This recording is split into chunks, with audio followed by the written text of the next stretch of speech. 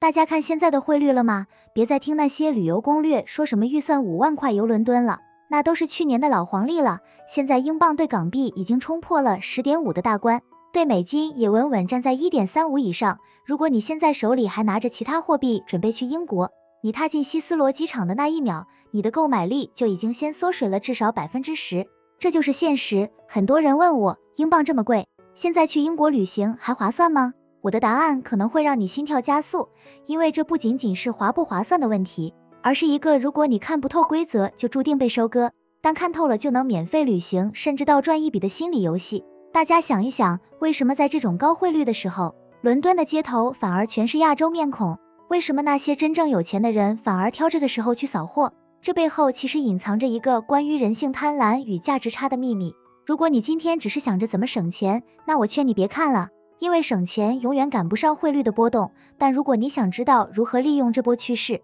让你的这趟旅行变成一次精准的资产配置，那你一定要听到最后，因为我会在结尾分享一个普通人也能参与的赚钱机会。这是我在伦敦这3个月亲身实践出来的。我记得我刚到伦敦的那天，站在大笨钟对面的咖啡馆，买了一杯最普通的拿铁，刷卡单出来的时候我心疼了一下，换算下来要快60块钱。那一刻我也在反问自己，我到底是疯了还是钱多？但我看住周围那些神色自若的投资客，我突然意识到一个心理陷阱，我们总是在汇率便宜的时候疯狂囤币，结果却在汇率最高的时候才想着去消费，这就是典型的韭菜心理，人性就是这样，越贵的东西越觉得好，越涨的东西越想追。但我告诉你，真正的聪明人都在玩一种叫反向操作的游戏。你在看这段视频的时候，可能也在纠结要不要退掉机票，或者在担心那边的物价会不会让你破产。但我问你，你真的甘心因为那几毛钱的汇差，就放弃在那片古老土地上寻找机会的可能性吗？还是说，你更愿意学习一套规则，让英镑的涨势变成你的提款机？很多人跟我说，去伦敦旅游就是去烧钱的，但我告诉你，这看你怎么烧。如果你只是像个普通游客一样，每天算住汇率去换算一顿炸鱼薯条要多少钱，那你的心情一定会糟糕透了，因为在那种昂贵的物价面前，你的大脑会不断发出损失警告。我记得我在伦敦邦德街的一家老牌西装店门口站了很久，看住橱窗里那套标价2000多英镑的西装，换算下来快3万块。那一刻，我内心的贪婪和恐惧在疯狂打架。贪婪告诉我，穿上它你就是那个赢家；恐惧告诉我，汇率这么高，现在买就是冤大头。但我后来进去跟老店员聊了聊，他跟我说了一句话，让我彻底改观。他说，英镑的价值不在于它能换多少外币，而在于它能锁定多少时间的公益。这句话一下子点醒了我。我们在旅游时最容易犯的错误，就是用消耗品的思维去消费，而不是用资产的思维。你想想看，你在国内买个名牌包可能也要这个价，但你在这里买到的是那种即便汇率在波动，它在二手市场依然坚挺的稀缺性。这就是我想跟你们分享的第一个心理陷阱，大家总是在算价格，却忘了算价值差。我在伦敦发现，虽然吃饭贵，交通贵，但如果你懂得避开那些专门宰客的景点餐厅，去寻找那些本地人经营的小众工坊，你会发现，在那种高汇率的背景下，这些东西的保值程度反而更高。我再举个更有趣的例子，关于伦敦的超市文化。你以为在伦敦超市买菜一定很贵吗？其实这里隐藏着一个巨大的阶级心理。我去过那种最高档的 Whole Foods， 也去过最平民的 Lidl， 我发现一个规律，在高汇率时期，中产阶级会因为焦虑而缩减开支，导致一些高品质的临期商品或者折扣套装反而没人抢。这对我们这些拿着外币的人来说，其实是一个捡漏的好机会。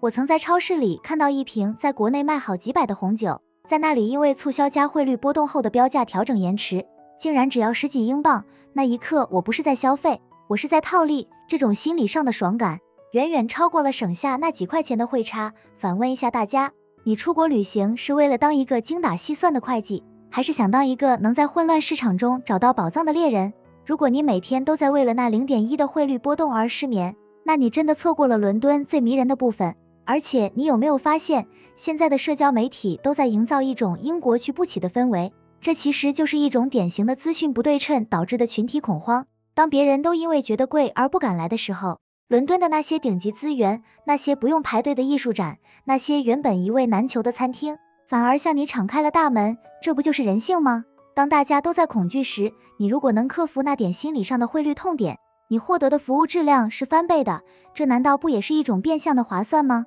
既然你都看到这里了，说明你绝对不是那种只想着花钱买快乐的普通游客，你的骨子里一定跟我一样，藏着一种对财富增长的敏锐嗅觉，甚至是那种想要在大家都觉得贵的时候反向收割的贪婪心态。这没什么不好意思承认的，因为财富永远只流向那些看透规则的人。在英镑破 10.5 的今天，我身边很多朋友都在抱怨去不起伦敦，但我却在伦敦的一个小众拍卖行和几家不显眼的古董店里，发现了一个普通人都能操作的信息差财富密码。你想想，英镑贵意味着什么？意味着资产的门槛变高了，而门槛变高往往就意味着竞争者变少了。我有一个真实的经历，在伦敦近郊的一个跳蚤市场，我花了一笔在普通人眼里足以吃一顿豪华大餐的英镑，买了几件当地人才懂的具有历史价值的工艺品和绝版黑胶。回国后，在特定的圈子里，它们的价值竟然翻了3倍不止。这就是我说的实物套利。当你手里的货币变贵时，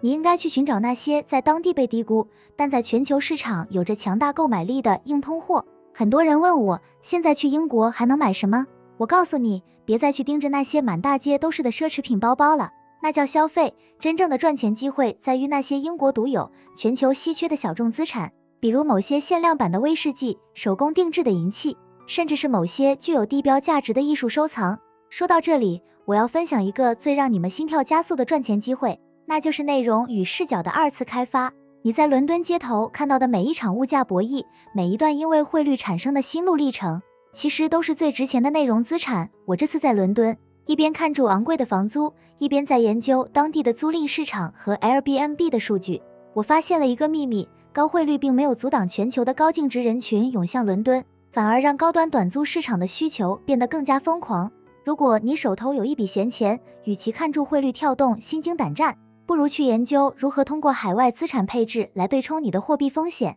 这就是为什么我说，这趟旅行如果你只是去拍照发朋友圈，那你就亏大了，但如果你是去调研市场，去对接资源，那英镑涨得越多，你未来潜在的收益空间就越大。人性就是这样，越难得到的东西，当你掌握了路径，你回报的倍率就越高。我有个学生，他听了我的建议，在伦敦旅游期间不只是玩，而是去对接了几家当地的小型出口贸易商。现在他每个月坐在家里就能赚到汇率波动带来的利润差。你说这难道不比你每天盯着那个汇率表算省了几块钱要强得多吗？所以别再被那些英镑好贵、生活好苦的负面信息洗脑了，那是给穷人看的。你要看的是，在这个高汇率的时代，谁在逃离，谁又在疯狂涌入。我希望我的观众都是后者，是那些能从危险中看到机会的猎人。这趟旅行，你可以把它当成一场昂贵的消费，也可以把它当成一场改变你财富格局的实地考察。现在我想反问你一个最扎心的问题，如果英镑明天涨到11，你是会庆幸自己今天看了这段视频并开始行动，还是会后悔自己又错过了一个周期？如果你想知道更多关于如何在海外寻找这些低估资产的细节，或者想跟我私下交流具体的实战案例，请一定要在评论区留言机会2个字，我会随机挑选有缘人分享我的调研笔记。同时别忘了点赞、关注、分享并开启小铃铛，这不仅是对我的支持，更是为了让你不错过后面最精彩的实战赚钱案例。最后我必须严肃地注明，以上所有的分析和经历分享仅代表我个人的意见和看法，不构成任何形式的绝对投资建议。市场是有风险的，汇率更是波诡云谲，任何投资行为都需要你自己进行深入的风险评估，并对自己的钱包负责。别想着一夜暴富，但一定要学会看懂风向。